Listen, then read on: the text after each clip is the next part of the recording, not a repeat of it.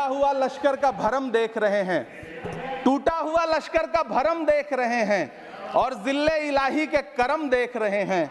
ताकत का नशा अक्ल पे हावी है तुम्हारी, तुम देख न पाओगे जो हम देख रहे हैं। राष्ट्रपति महोदय, इलेक्टोरल बॉन्ड खरीदने के नाम छुपाने वाली सरकार, इलेक्टोरल बॉन्ड खरीदने वालों के नाम छुपाने वाली सरकार इन दिनों आम के ठेला लगाने वालों के नाम जानना चाहती है।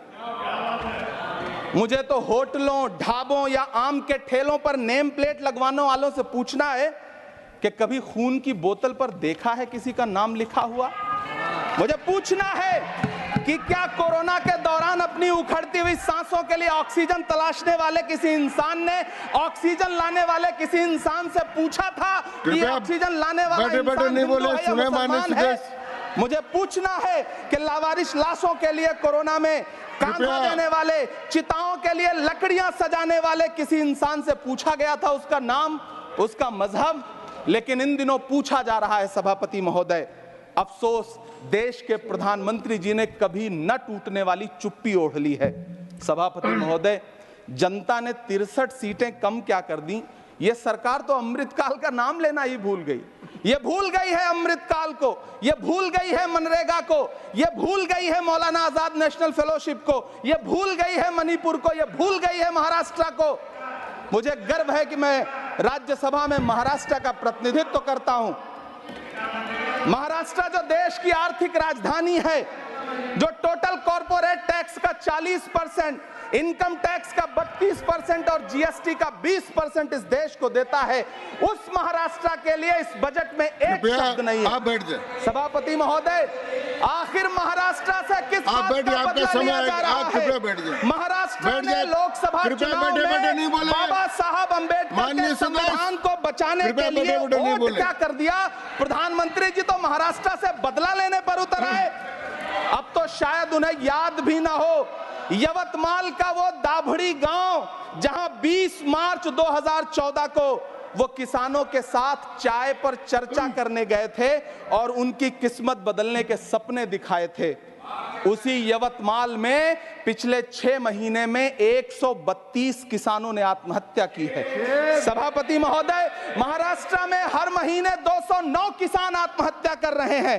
राज्य सरकार द्वारा सौंपा गया आंकड़ा बताता है कि 1 जनवरी से 31 मई के बीच 1046 किसानों ने आत्महत्या की है। लेकिन अफसोस, इस बजट में महाराष्ट्र के किसानों के लिए कुछ भी नहीं है। किसानों से चिढ़ी हुई सरकार ने बजट में किसानों के एमएसपी की लीगल गारंटी नहीं दी। लेकिन याद रखिएगा, जो किसान का नहीं वो हिंदुस्तान का नहीं। सभापति महोदय, मुझे वित्त मंत्री जी से पूछना है कि वो जो कुछ साल पहले 100 स्मार्ट सिटी बनाने का ढोल पीटा गया था, सुना है उस ढोल में पानी भर गया है, इसीलिए आपने उसका नाम बदल करके सिटीज ऑफ ग्रोथ हब्स रख दिया है। अच्छा है, नाम बदलने का खेल खेलते रहिए, आपकी कई सरकारें तो इसी वजह से चल रही हैं। इस सरकार को पढ़े लिखे लोगों से दिक्कत है सभापति महोदय, इसीलिए इस सरकार ने यूजीसी का बजट 66% कम कर दिया है। वाह री सरकार। सभापति महोदय, मैं वित्त मंत्री जी के संज्ञान में लाना चाहता हूं कि किशनगंज में एएमयू सेंटर के पास 224 एकड़ जमीन है। यूपीए सरकार ने सोनिया गांधी जी की अगुवाई में 136 करोड़ रुपए एएमयू किशनगंज सेंटर के लिए सेक्शन किए थे।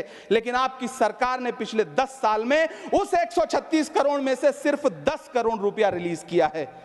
1.5 करोड़ की आबादी वाला सीमांचल बेहतर शिक्षा के लिए उस सेंटर की बाट जोह रहा है। मेरा आपसे सवाल है कि इस सेंटर का बाकी पैसा आप कब रिलीज करेंगे? मुझे उम्मीद है वित्त मंत्री महोदया जवाब जरूर देंगी। सीमांचल उसी बिहार में आता है जिसकी बैसाखी के सहारे आपकी सरकार चल रही है। वहां के लोगों को एम्स की जरूरत है। महानंदा और कोसी से होने वाली बाढ़ की तबाही को रोकने के लिए बांध बनाइए, सीमांचल के साथ सौतेला व्यवहार बंद करिए। इकोनॉमिक कॉरिडोर बनाने से किसी राज्य का विकास नहीं होगा, विकास होगा स्वास्थ्य और शिक्षा के बुनियादी मुद्दों के लिए बजट देने पर। सभापति महोदय, एक तरफ तो इस बजट में पीएम आवास योजना के तहत 3 करोड़ अतिरिक्त मकान देने की घोषणा है और दूसरी तरफ लखनऊ के अकबर नगर में 1280 वो मकान हैं जिन्हें रिवर फ्रंट बनाने के नाम पे बुलडोजर से जमींदोज कर दिया गया।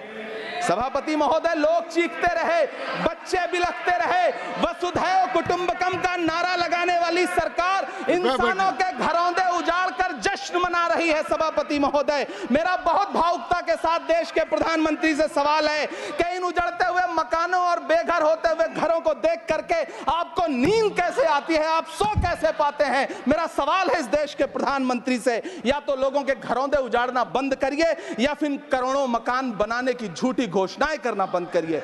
यह बजट झूठ का पुलिंदा है। यह बजट आपके पिछले साल के बजट का कट कॉपी पेस्ट है। यह बजट हमारे चुनावी घोषणा पत्र की नकल करने की एक बेईमान कोशिश है। लेकिन कहावत है ना कि नकल के लिए भी अकल चाहिए। मेरे हाथ में एक तरफ न्याय पत्र है जो हमारा है और दूसरी तरफ अन्याय पत्र है जो आपका है। इस सरकार को आलोचना सुनने की आदत नहीं है सभापति महोदय। जब आप इनसे सवाल पूछिए तो ये कहते हैं कि आप बताइए 70 साल में आपने क्या किया है। मैं तो इस सदन में कहना चाहता हूं सभापति महोदय कि हमसे 70 साल का हिसाब मांगने वालों, जो सरकार अपना चलाया हुआ 2000 का नोट 7 साल नहीं चला सकी, वो हमसे 70 साल का हिसाब मांगती है। सभापति महोदय, मैं अंत में आपसे यह कहना चाहता हूं, यह बजट बैसाखी पर टिकी हुई सरकार का कुर्सी बचाओ बजट है। इस बजट में राज्यों के साथ, किसानों के साथ, नौजवानों के साथ, महिलाओं के साथ, देश के मिडिल क्लास के साथ अन्याय किया गया है और इस अन्याय का खामियाजा आपको महाराष्ट्र, हरियाणा और झारखंड के चुनाव में भुगतना पड़ेगा। सभापति महोदय, इस सरकार ने नोटबंदी लगाकर देश की आम जनता की पूंजी छीन ली। बैठे नहीं बोले, कृपया टैक्स लगा करके छोटे व्यापारियों के कारोबार छीन लिए, पेपर लीक करवा करके युवाओं की आंखों से नौकरी के सपने छीन लिए, अग्निवीर लाकर देश के जवानों की उम्मीदें छीन ली, बुलडोजर लगाकर लोगों के आशियाने छीन लिए, महंगाई लाकर देश की जनता की थाली से निवाले छीन लिए और नारा लगाया कि हम तो सेवक हैं, 18-18 घंटे काम करते हैं। इन्हीं लोगों के लिए किसी ने शेर कहा है कि जो सच और झूठ में दूरी है वो दूरी समझते हैं। सियासी हाकिमों की हम भी मजबूरी समझते हैं, वो अपना हक समझते हैं निवाला छीन लेने को। डकैती को बहुत से लोग मजदूरी समझते हैं। हमें पता है कि कैसी मजदूरी की जा रही है। सभापति महोदय, मैं यहाँ खड़ा होकर के अंत में आपसे कहना चाहता हूं कि इस बजट में तमाम राज्यों के साथ अन्याय किया गया है। इस बजट में युवाओं के साथ अन्याय किया गया है, महिलाओं के साथ अन्याय किया गया है और खास तौर से महाराष्ट्र के लिए कुछ नहीं रखा गया है। महाराष्ट्र बाढ़ से जूझ रहा है, पानी बरसने से वहां 1500 से ज्यादा लोग मारे गए हैं। उस शहर को, उस राज्य को 4000 करोड़ के पैकेज की जरूरत है ताकि जो फसलें बर्बाद हुई हैं लोगों को राहत दी जा सकी। लेकिन अफसोस, इस बजट में महाराष्ट्र के लिए ऐसा कुछ भी नहीं है। मैं आखिर में यह कहना चाहता हूं कि पिछले 7 दिन से इस बजट का बड़ा ढिंढोरा पीटा जा रहा है, इसे महान बताया जा रहा है। लेकिन कौन महान बता रहा है? सत्ता पक्ष के लोग, उन्हें तो बताना ही है। क्योंकि मैं अवध क्षेत्र से आता हूं, प्रतापगढ़ से, नीरज भाई भी अवध और पूर्वांचल से आते हैं।